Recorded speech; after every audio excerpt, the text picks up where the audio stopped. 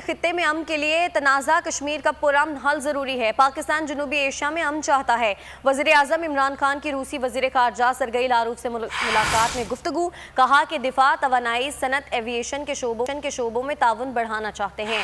शिमाल जनूब gas pipeline पर जल्द काम शुरू करने के ख्वाह हैं। वज़ीर आज़म ने रूसी सदर पुतिन को दौरे पाकिस्तान की दावत दे दी। वज़ीर आज़म इमरान खान से रूसी वज़ीर ख़ारजा सरगई लारोफ की मुलाकात में दो तरफ़ा ताल्लुकात, खित्ते और आलमी अहमियत के मामलात पर गुफ्तगू।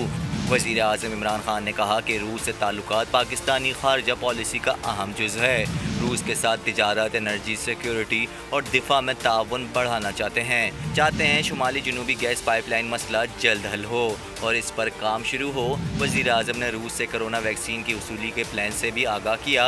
वज़ीर आज़म ने अफ़गानिस्तान तनाज़े के सियासी हल पर जोर दिया और कहा कि पाकिस्तान अफ़गान अमन अमल में रूस की काविशों को सराहता है। वज़ीर आज़म ने रूसी सदर व्लादिमीर पुतिन को दौरे पाकिस्तान की दावत दी।